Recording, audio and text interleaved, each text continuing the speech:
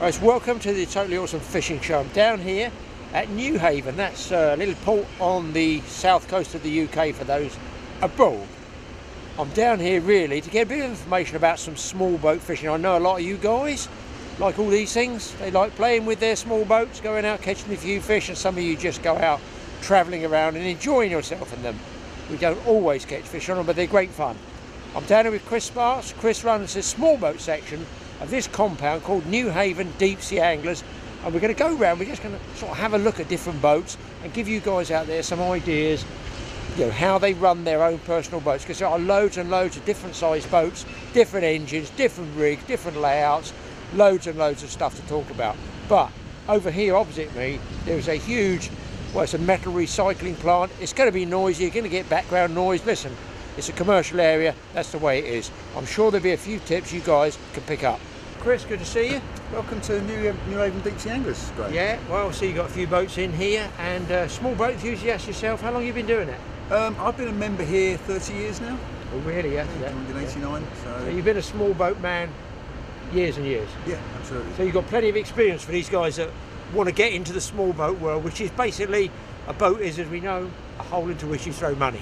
Yeah, absolutely. So it might be a few tips. Let's have a look at your rig. You've got, what, the Raider 18 behind me? Yep, absolutely. Yep, it's mine. Let's go and take a look at it, see what Chris has to say about it, see if we can give you guys a few tips.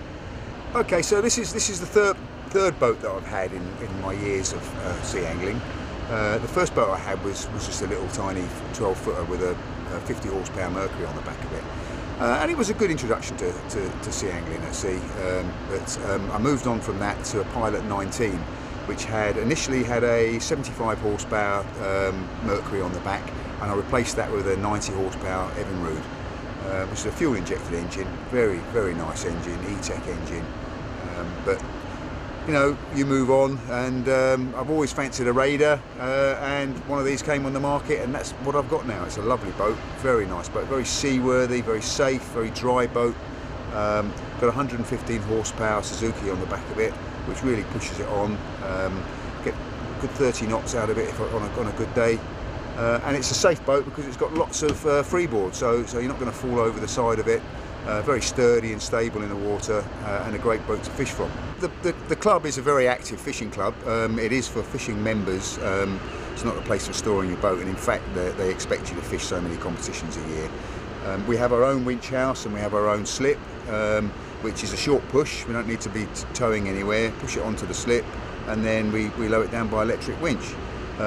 Can be a bit challenging at the bottom of the tide, particularly if the tide is ebbing at that stage, because obviously you have the current of the river flowing across the slip, so it's a bit hard to get it onto the trailer straight. So the setup of the trailer is very, very important, and it's taken me a little while to adjust this trailer to get it how I wanted it.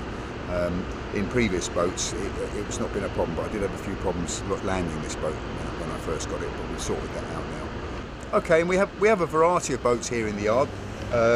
Some light, some heavy, and my particular boat, the Raider, is I would suggest is not the heaviest boat in the yard, but it's kind of getting there, and that obviously makes it a little bit more challenging to land and launch. And as I said before, the trailer is paramount, getting the trailer set up correctly. The hull on this boat is a modern planing hull, so it is essentially a V shape, but it does have some side tines which give it a little bit more stability. This means that it gets up on the plane very quickly, and so it makes it an economical boat to run. And this is a sort of standard configuration of hull that's now appearing on the Warriors and other hulls, the Sea Angler type hulls. In the past, I had a cathedral hull. Great hull, got up on the plane, but it did slam. When you were hitting waves, it would be banging the waves, and I'm sure Graeme knows about that. You certainly do, yeah. Got the scars to prove it. Yeah, absolutely. But this doesn't. This will actually cut through waves very nicely. And because of the side tines, it doesn't. You have stability, so you're not walking back side to side on the boat, finding the boat. It is rolling, so it doesn't roll. It doesn't roll, so it gives it that stability as well. So it's kind of a compromise between the two type of hull, with the benefits of both, really.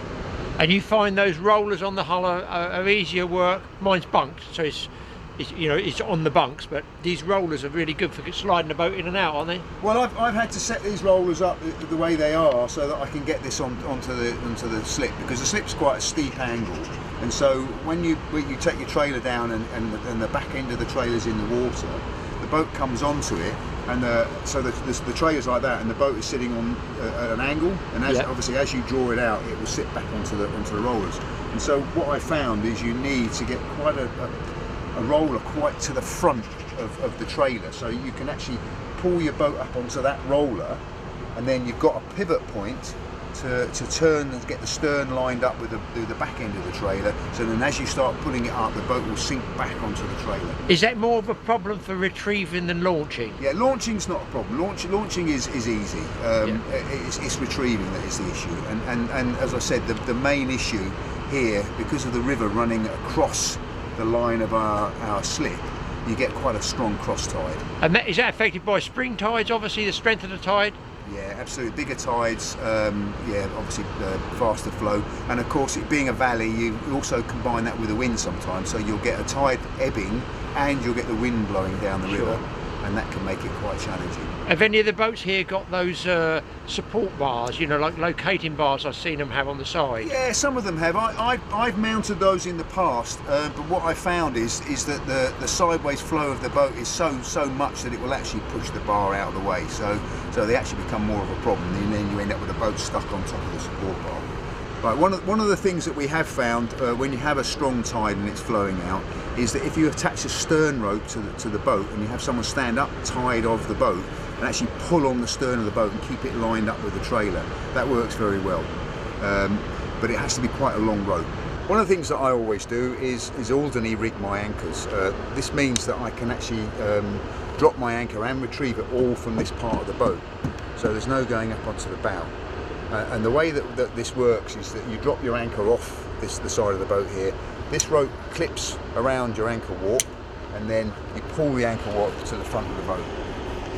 So that will pull it. This should go all the way back to the anchor. All the way to the front. Yeah.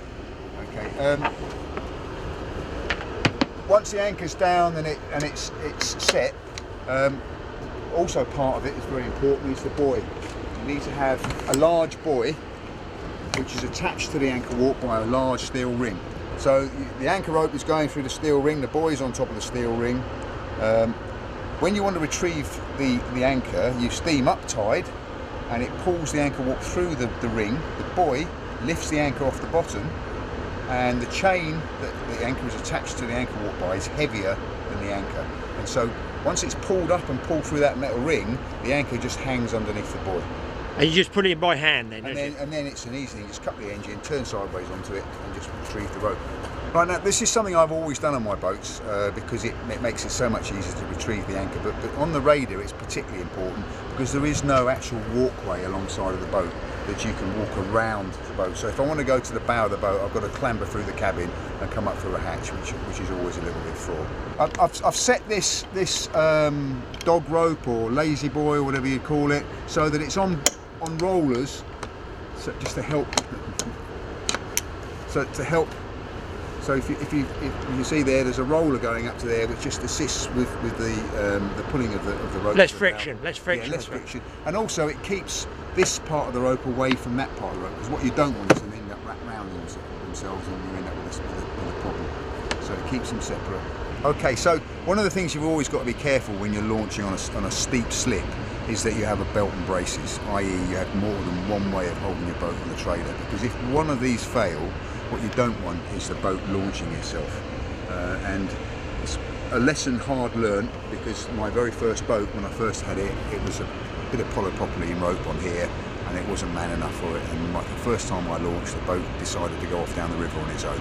So belt and braces always have a backup. But my current boat has a nice Suzuki 4-stroke 115 horsepower engine on it, and that really does make it sing when it's out at sea. It's a lovely engine. You're not going to be, I'm not living with my boat, it's not in my front garden, so a bit of double security. I've got a stainless steel cable around securing it in place. I've got more than one secure bolt holding it onto the back of the boat. I keep the engine covered so it's not advertising itself to all and sundry. But yeah, very nice engine. Just had it serviced, and of course, as we've said earlier, a boat is a hole in the water you throw your money in, and this needs a new thermostat. So it's just part of the expense of running a boat, unfortunately. And propeller down there looks expensive one. Yeah. The boat came with a stainless steel prop, but had it not had one, I would have probably put one on it.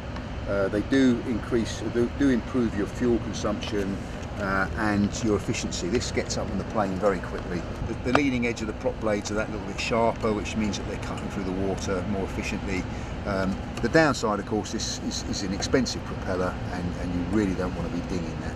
Okay, so I do a lot of live bait fishing, and so to facilitate that, you need to have some sort of a bait well that's going to keep your fish alive. You're after bass, really, predominantly. You know, when you can fish for them in the UK, bass are a primary target species, maybe pollock or something like that. Yeah, bass in the main, pollock, and you will even get cod on live baits. And in fact, a couple of years ago, we were catching so many cod that even when we went bass fishing, we were catching cod, but they don't seem to be here this year. The way I've got this set up is I've got it's a bottom of an industrial tank, which I've cut in half. Put a wooden lid on it with a door that shuts, keeps it sort of nice and secure, stops the water slopping around. And then I've got an in pipe and an outflow. And basically I've got two ways that we get feeding water into the in pipe. So you've got obviously a pump, which is pumping the water, but obviously uses electricity. And then I also have a scoop on the bottom of this, so when I'm moving forward, it's scooping water into there, which pushes it up into the tank. And that's very effective and very efficient. Obviously you need to have an outfall that's bigger than the inlet, because what you don't want is the thing filling up and and then overflowing and slopping around all over the place. And then the final thing, there is a little tap down the bottom there for emptying it out. I wouldn't have done that. I wouldn't have thought of that, the bigger outlet, but I know what you mean now. I've seen that happen before, and the water will pump over the top because it can't get out quick enough. Yeah, you've got to have more going out than going in, because as you say, and of course what you've got to be careful of, as does happen sometimes, you get a mackerel gets jammed in that, and suddenly your tank's overflowing. So what would you keep in there? Dozen, 20 mackerel, something like that? What would you keep in a tank that size? Yeah, a dozen to 20 odd mackerel. Obviously keep an eye on them. What you don't want is any dead ones in there. If you get a dead one, then fish them out. And when you're catching your bait, if you've got one that's bleeding, don't put it into the tank. Try and minimise the amount of time you're handling those fish. I've heard it said that handling mackerel and it kills them. Well, I've kept mackerel alive all day that have been handled, but what I do notice is that the fish has a handprint on it, where you can see where your hand is actually, sort of the heat of your hand has done something to their back. And I've heard it said that the bass see that and they don't like it sometimes. Oh, really? So, again, there's a lot of fishermen's tales. When the fish are on, they're on. When they're not on, they're not on. Exactly. We always come up with the reasons why it wasn't. Oh, it must have been because I touched the fish or what have you. I don't know. So the wiring to the electric pump goes all the way to the front of the boat, to a switch at the front of the boat, so that from the front of the boat I can switch that on and switch it off just to top the water back up. I just so people know, you running wise, would that affect if you're going between drifts, motoring up for another drift, the weight of that water? It can get heavy. I mean, you can imagine that there's quite a few gallons of water in there, so it's quite a weight on the stern of the boat. I've found actually, but having that weight on the stern of the boat actually seems to give the propeller more bite. Oh, really? It gets up and it gets up and gets going quite quickly. But obviously there is a cost implication to that. You're going to be burning more fuel, so you're carrying more weight. When I get my boat back on shore, the last thing that I do before I switch the electrics off is just jack the boat back down and have it sitting on a piece of wood. And the reason for that is, well, one, when you're getting in and out of the boat, it stops the boat bouncing around too much, and it's taking the weight off the transom, so off the transom and off the spine of the boat. If you think that the boat is sitting on a trailer with the weight of that engine on all the time, that eventually is going to break the back of your boat, or potentially is going to break the back of the boat. So it just makes the boat a little bit more stable. Right, there's a lot of things on the boat that are very important, but the last check before you put a boat in the water is the bung in, because if it's not, you'll find you're getting lots of water around your feet very quickly. So the last check before I put my boat in, and it's my cabin boy's job, is the bung in, and then I go and check as well. And so we have a bung that screws into here at the back of the boat.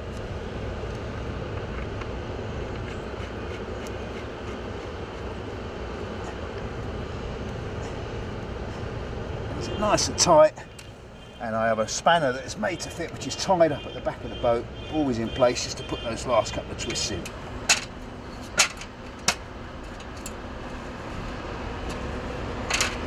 Okay, so let's talk about electronics, or electrics. I've got probably far too much electrics on this boat, basically because I don't like to throw things away. And I've got my old GPS on here. It's an old Lawrence Global Max 1600, they probably don't make them anymore. And the reason I've kept it is, one, I'm used to using it, and I'm familiar with it. And two, it's got all my rec numbers on there. So rather than messing around transferring rec numbers between GPSs, which I've done as well, but they are all on there, and I know they're on there, and I've got a lot of stabbed waypoints on there that just mean something to me. And I use that to steer when I'm going out to sea. So I'll set myself up on the waypoint that we're going to, and then I put the numbers page up. Rather than using a chart or one of these highway type of graphics, I have the numbers on there, so it'll have my bearing and my heading on there, and all I do is I keep the two numbers very close together. Because what I found, and you know, other people might have different experience, my experience of it is it's far easier to go on a heading and keep those numbers close to each other than it is to try and follow a line on a map, because you end up snaking backwards and forwards to keep on the line. Whereas with this, say we're going on a heading of 180, left is low, high is right. So if I've gone 179, I want to go a little bit higher, go to the right a little bit more. If I want to go 168, I go left a little bit. So I'm just following those numbers, and it means that you're going on about as direct a route without doing lots of snaking around to keep on track. Okay, obviously another important thing to have is you need to have a VHF radio. This is your main lifeline. The listening channel is channel 16, which is the distress and calling channel, and when I'm not talking to somebody, I'm on that channel listening out for information that's coming from the Coast Guard, listening out for any distress calls that come out there. And it's important that you keep it on channel 16, because it could be that someone's in trouble a mile away from your position and they put a mayday call out or a pan call out. You're going to pick that up if you're on the correct channel. You can call on this channel, and then you elect a channel. So if you're calling up one of your friends to find out how they're getting on, you call them up on channel 16, and then you transfer it to channel 71, for instance, so that you can chat on there, and then go back to channel 16 once you finish your conversation. This does have a facility on it that you press the distress button, and it will transmit your latitude and longitude, which is fed into the system by your GPS, so that you press that button, straight away they can direction find you, and they can find you, which is also very important. Okay, when I bought the boat, it actually came with this with it, which is an old Garmin unit. Wasn't familiar with it, it's taken me a little while to get used to it, but the beauty of it is the size of the screen. So if you're drifting wrecks, you can really see where you are, lining yourself up on the wreck and what have you. It's a great piece of equipment for that. It's a little bit old now. You can't get the new charts for it anymore.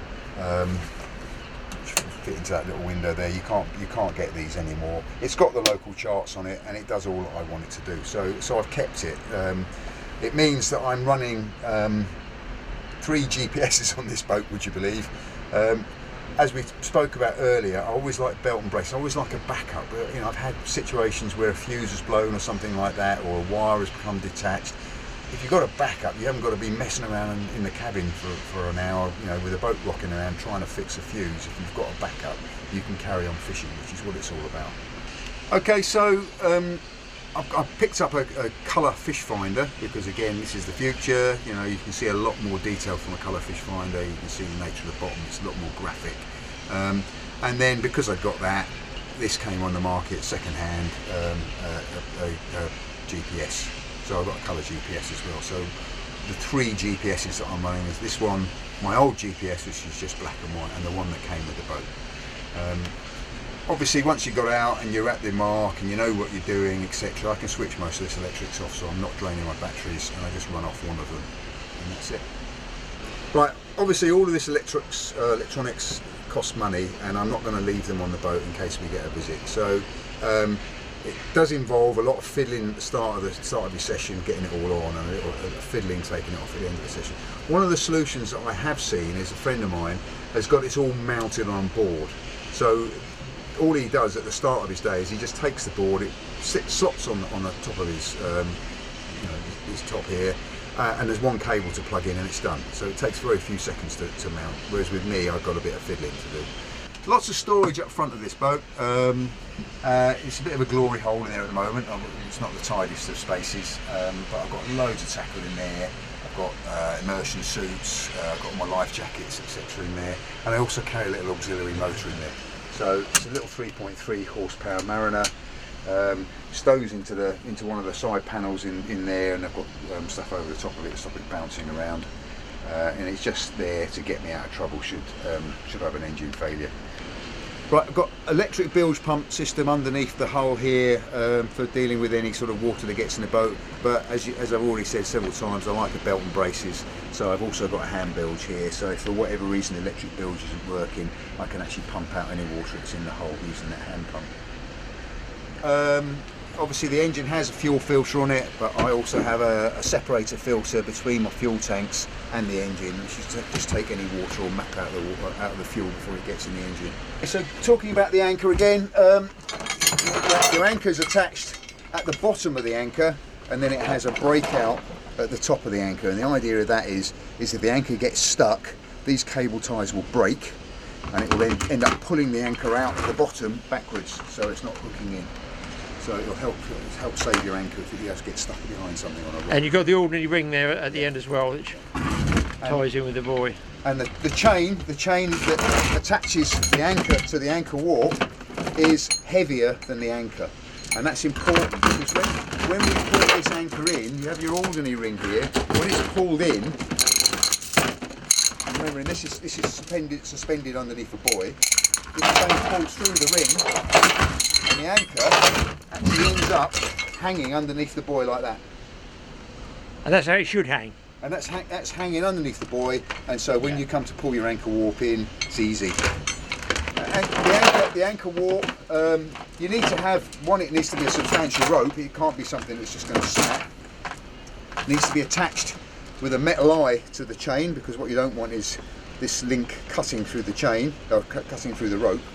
And you need plenty of warp. You need to have at least twice the depth that you're likely to be fishing at. And I would suggest probably 3 times, because again, as I've already said, I do like to have belt and braces, and if you've got a really strong tide running and you're in deep water, you want the shallower the angle of the rope, the better it's going to hold in.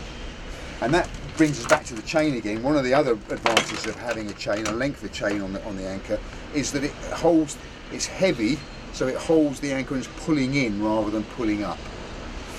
Always a good idea to have a couple of sharp knives handy, so that if in an emergency you've got to cut your anchor warp or cut something, you haven't got to go hunting around for a knife. So I've got my knives set up there. They're slotted in behind this wood here, so they're nice and safe, but I know where they are and I can get them in a hurry. Yeah. Okay, so on the back of my boat here, and it's not been cleaned, so I was going to clean it but didn't get time this morning, is my bait tray or bait table. So do all my gutting or my cutting out my bait. So anything here is going to drop out of the boat, not in the boat, because you don't want it all over the floor. And then underneath that, accessible to everybody, is a disgorger. And I have to say that I've tried a number of disgorgers. This is the one that works the best for me, because you can get inside a fish's mouth, get hold of the hook nice and firmly, and then pull it out, and there's no messing around with it. So that's a very effective disgorger. Okay, so we have other boats in the yard, obviously, and obviously I'm most interested in my boat, but looking around the yard, we have a Quicksilver over here, 500, lovely boat, similar sort of hull to mine actually, one of these modern planing, it's not a semi-cathedral, but it still has those tines on the side that give it that bit more stability.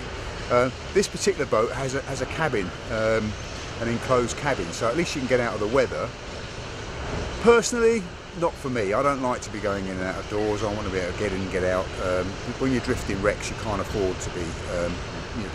It's quick. You've got to be really quick getting onto the fish. As soon as you stop and start your drift, you've got to be out and fishing.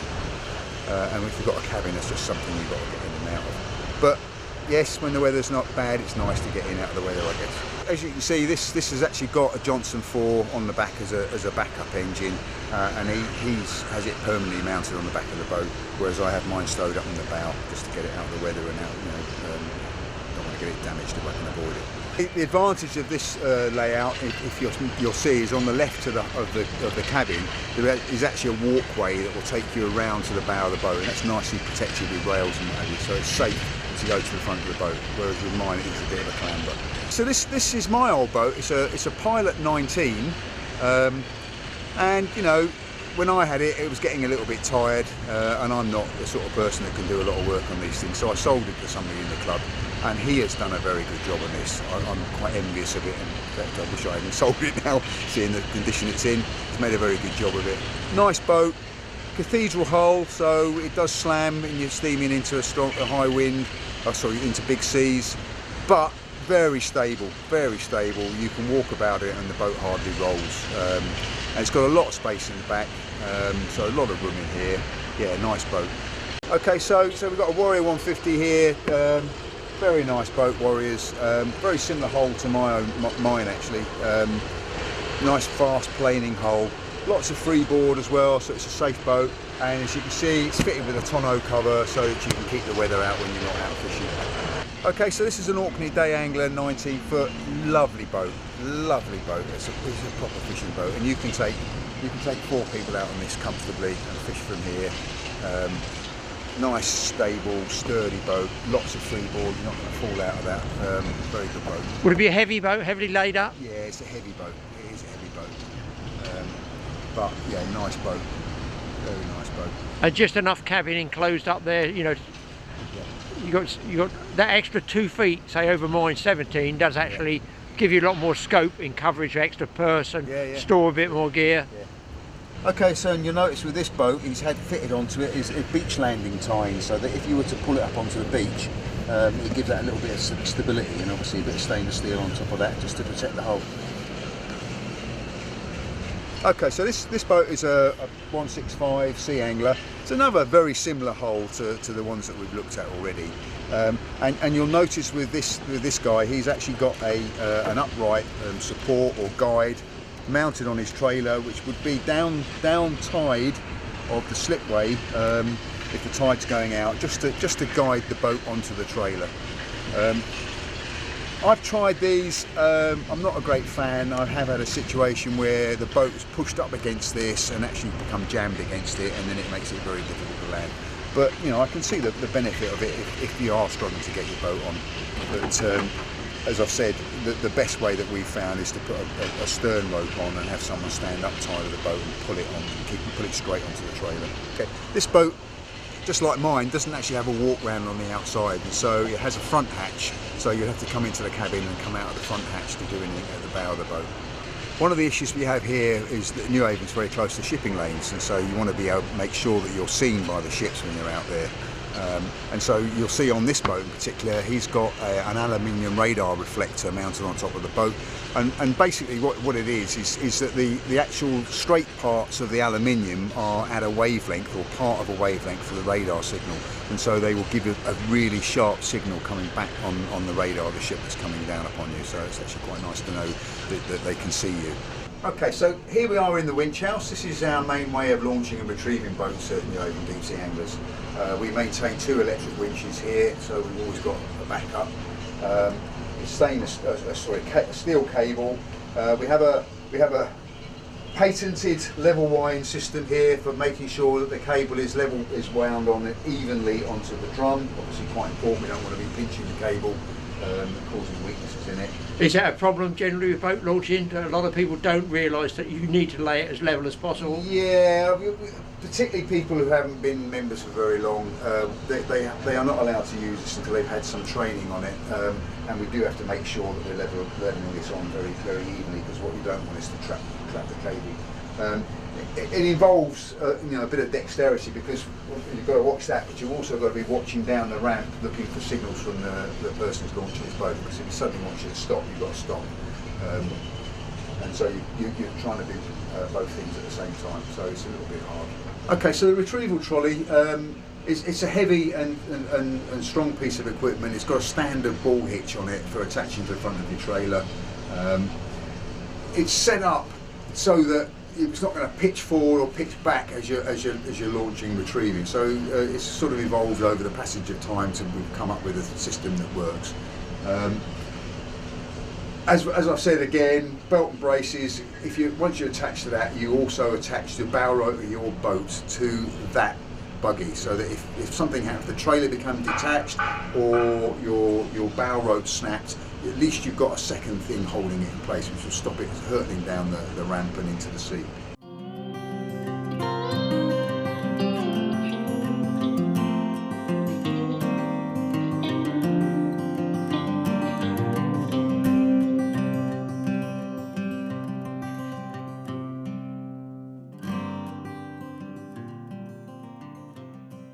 Newhaven Deep Sea Anglers is a very active fishing club. It is a fishing club. It's not a place for storing your boat. It's a place here for boat anglers to go fishing from. And in fact, the club encourages you to do that. We have a lot of members, but we have some spaces here as well.